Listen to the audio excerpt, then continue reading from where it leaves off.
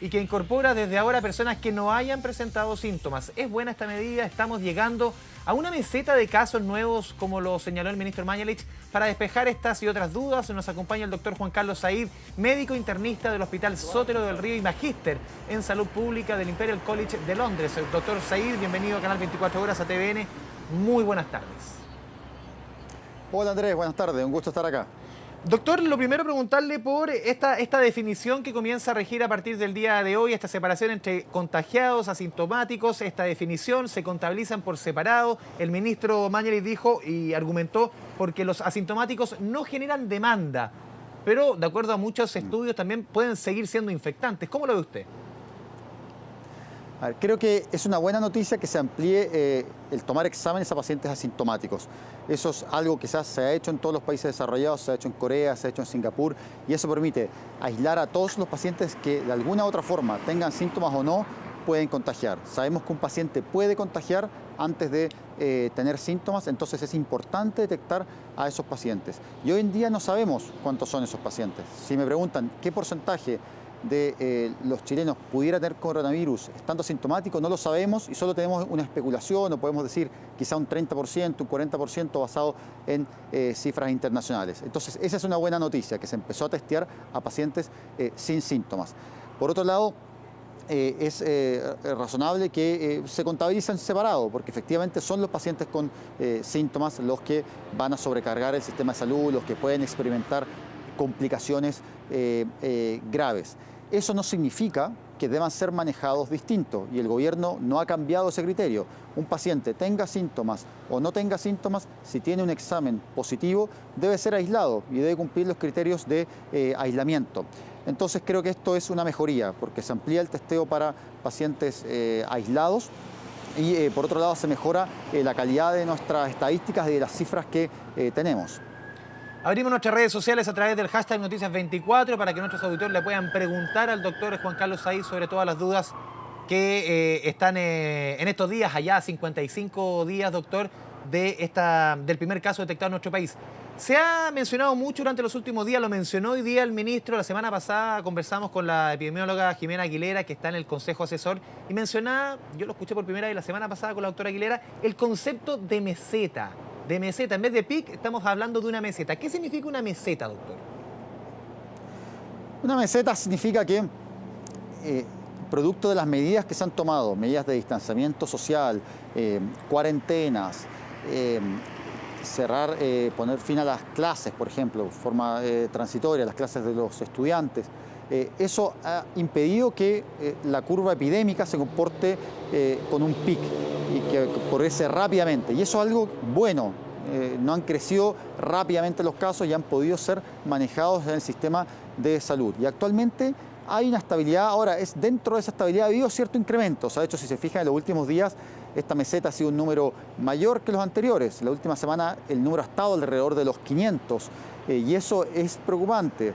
El que no se haya alcanzado un pic es bueno, pero el que estemos en una situación relativamente estable, alrededor de 500 casos, no es para decir hemos ganado la batalla, nos relajamos, porque se están acumulando casos, y estos casos que vamos diagnosticando y que se han incrementado lentamente, ¿cierto?, en las próximas semanas van a significar probablemente pacientes que requieran camas de cuidados intensivos, ventilación mecánica, porque efectivamente si bien el incremento es lento, son más casos que los que estábamos viendo en la semana previa. Entonces creo que es importante entender este concepto, que la existencia de una meseta significa que se ha aplanado la curva, eso es bueno, pero no significa que hemos ganado. Acá estamos en los primeros 7 kilómetros, los primeros 10 kilómetros de una maratón, y definitivamente lo más difícil está por delante, ahora que la epidemia se está efectivamente desplazando hacia comunas más vulnerables, como por ejemplo Puente Alto, algo que es bastante preocupante. Sí, ayer recibimos la información que desde Inglaterra habían trabajos avanzados en Oxford sobre una vacuna. Estaban informando que ya lo habían testeado en algunos macacos, que se iba a testear en 6.000 personas, sí, y que incluso se abría la posibilidad de que en septiembre, por una serie de protocolos de emergencia, se podría tener ya una vacuna a nivel mundial. ¿Cómo lo ve usted? ¿Es esperanzador? ¿Es todavía apresurado decir que en septiembre podríamos tener una vacuna? O sea, mira, es muy esperanzador creo que efectivamente muchas veces uno no dimensiona la velocidad con que se ha hecho esto. Tuvimos secuenciado, como digamos, como humanidad, gracias al esfuerzo del gobierno chino, el RNA de este virus ya en el primer mes en que se manifestó. Y ya estamos hablando de que una vacuna se está probando en humanos. Imagínate que un virus como el rotavirus, que es un virus que produce diarrea, que mata a 500.000 niños por año, para tener una vacuna para ese virus nos demoramos 30 años. Y acá, en un lapso de meses, ya se está probando una vacuna en humanos. Es probable que tengamos una vacuna en 12 a 18 meses, podría ser, pero yo llamaría a, dentro del optimismo, ser prudentes. Se prueban muchas vacunas y de todas esas que se prueban, algunas tienen efectos adversos, por ejemplo, alergias, problemas neurológicos. Otras pueden no ser efectivas, es decir, no tienen efectos adversos, pero tampoco generan inmunidad. Y después de eso hay un proceso que es la producción de esta vacuna. Y evidentemente hay una demanda gigante de vacunas. Los países van a priorizar la necesidad de vacunas en sus propios países. Estados Unidos va a producir para Estados Unidos, China va a producir para China. Y claramente nosotros somos una economía pequeña que está al final de esa cadena productiva. Entonces pensar que, que vamos a tener una vacuna que va a estar disponible a la venta en Chile ahora a fin de año, yo creo que es excesivamente optimista. Dicho eso, creo que la velocidad a la que se ha desarrollado la investigación en torno a vacunas, con casi 100 protocolos de vacunas, es asombroso y algo que debe ser algo de las cosas más bonitas que hemos podido ver en todo este contexto dramático que ha sido la pandemia. Doctor, abrimos esta conversación a nuestros auditores a través del hashtag Noticias24, las redes de Canal 24 Horas y también de Televisión Nacional de Chile, para que ellos nos pregunten, le pregunten a usted obviamente sobre las dudas que hay respecto a este tema. Estamos conversando con el doctor Juan Carlos Said, médico internista del Hospital Sotero del Río. Nos pregunta Manuel Pérez, doctor, ¿en qué país no se cuentan los casos asintomáticos con los sintomáticos? Ambos positivos a la presencia del virus. ¿Chile es el único? La verdad, no conozco otro país en que se haga la distinción. En todos se contabilizan los casos totales. Ahora, insisto, creo que si se contabilizan todos son pacientes contagiados, punto. Lo importante es que se contabilicen y creo que el tener una estadística separada que considere que estos pacientes son asintomáticos es positivo. No se está ocultando nada. Se está diciendo, mira, efectivamente testeamos a X número de pacientes, tenemos estos que son sintomáticos, estos que no son sintomáticos. Creo que eso aporta a la información, a la estadística, nos ayuda a saber cuál es la prevalencia, la frecuencia de pacientes asintomáticos, nos ayuda además a conocer más de la enfermedad, a saber, bueno, cómo van a evolucionar estos pacientes, qué es lo que va a pasar con ellos, los podemos seguir y saber aprender más de esta enfermedad. Entonces creo que eso es positivo. Y concuerdo con lo que dijo la presidenta del Colegio Médico, debemos hablar simplemente de pacientes contagiados, algunos están sintomáticos, otros asintomáticos. Creo que eso no es malo, sino que al revés es muy positivo y mejora la calidad de lo que sabemos. Doctor, seguimos revisando preguntas de nuestra audiencia a través de redes sociales, de Canal 24 Horas, de Televisión Nacional de Chile. Aquí nos preguntan, doctor, buenas tardes, ¿cuántos contagiados diarios tendría que haber en el país para hablar de un pic? Yo diría que el pic no es exactamente no es un número determinado. O sea, creo que es el una pic es algo es una evolución, es algo dinámico y que se ve en las curvas epidemiológicas. Efectivamente, si nosotros vemos un crecimiento en que día por día se van duplicando los contagiados, que es lo que se ve cuando la curva se acelera muy rápido, ahí se alcanza un pic rápidamente y eso es justamente lo que colapsa el sistema.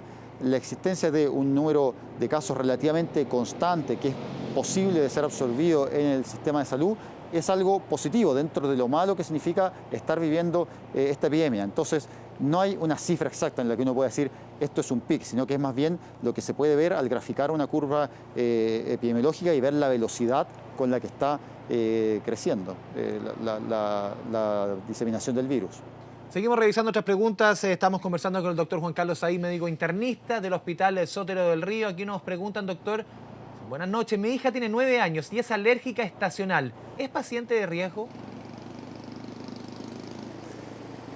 Mira, en general los factores de riesgo son la edad, así que en general el virus no afecta a niños de gravedad, o sea, prácticamente no hay niños fallecidos por coronavirus, entonces en ese sentido hay que ser muy categóricos que esta es una enfermedad en que el principal factor de riesgo es la edad.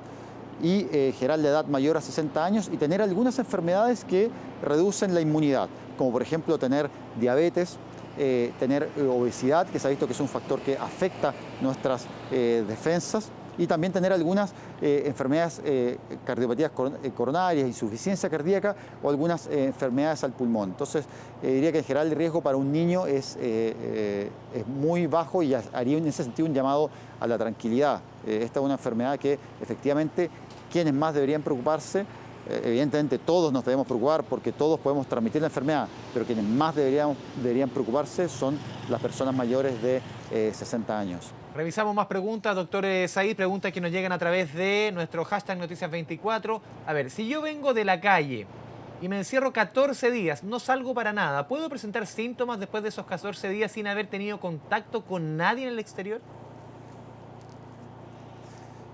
No, eso sería muy raro. Efectivamente, el periodo de incubación estima que es 7 días. Si yo completo 14 días y no he tenido ningún síntoma, en ese sentido no estoy, es altamente improbable que esté contagiado. Evidentemente estamos aprendiendo el virus, siempre hay un paciente que tiene una manifestación atípica de la enfermedad, uno no puede decir, mira, 100%, pero por norma general, si alguien estuvo 14 días sin tener ningún síntoma, sin contacto con nadie más, es altamente improbable. Hoy, evidentemente uno no puede descartar, por ejemplo, que se haya contagiado de virus que hayan quedado en objetos, por ejemplo, sobre la mesa. Sabemos que el virus se contagia a través de objetos también. O sea, si por ejemplo hay una mesa que está sucia, que tiene restos del virus, y yo la toco y después me llevo la mano a los ojos, me llevo la mano a la boca, eso puede producir un contagio. Entonces hay que tomar esas cosas en consideración, que nuestra casa no es un lugar estéril, no es un lugar sin microorganismos, y que si quedaron virus, entre comillas, dando vueltas por ahí, eso puede ser una fuente de contagio aun cuando yo no haya tenido contacto con nadie. Seguimos revisando otras preguntas, conversamos con el doctor Juan Carlos Said, médico internista del Hospital Centro del Río. Nos pregunta Lorena, doctor, a su criterio, ¿qué cifras deberíamos tener en el país para reanudar las clases presenciales? Un tema que preocupa a muchos padres a lo largo de todo el país. Mira, yo creo que lo más relevante es que tengamos una capacidad de testeo elevada para testear a pacientes asintomáticos. Últimamente nuestra capacidad de testeo estaba muy limitada, no estábamos testeando más de 5.000, 6.000 pacientes todos los días. Eso fue algo de lo cual llamó la atención el Consejo Asesor, y de ahí la importancia de empezar a testear a pacientes asintomáticos y usar toda la capacidad de procesamiento de exámenes. Eso es clave, porque poder volver a la normalidad requiere que efectivamente podamos diagnosticar a todos, sintomáticos o asintomáticos, y aislarlos. Lo otro que es clave para poder retornar a cualquier normalidad es que tengamos una capacidad de seguimiento adecuada de los pacientes. Hoy está un poco en entredicho eso, no tenemos tantas cifras, no sabemos, por ejemplo, qué porcentaje de los pacientes son llamados, reciben el resultado de su examen dentro de las primeras 24 horas, qué porcentaje de los contactos de un paciente son localizados dentro de las primeras 24 horas. Cuanto antes localizamos un contacto, cuanto antes lo aislamos, más podemos permitir que el virus no se disemine a pesar de que retornemos a la normalidad. Así que esos dos elementos son claves para poder retornar. Y respecto a las clases, yo creo que eso va a haber que ir evaluándolo. Muchas de la decisión de interrumpir las clases fue adecuada en su momento. Se basó fundamentalmente en lo que sabíamos del virus influenza, donde el contagio entre niños es muy relevante para la diseminación de la enfermedad. En el caso del coronavirus, este contagio, o el rol que juegan los menores, parece ser menor. Entonces hay que evaluar esta situación, hay que verla también en el contexto de los padres. Es difícil pensar que los padres vuelvan a trabajar si no están los niños yendo al colegio, y también encierros prolongados para los niños también son perjudiciales para la salud.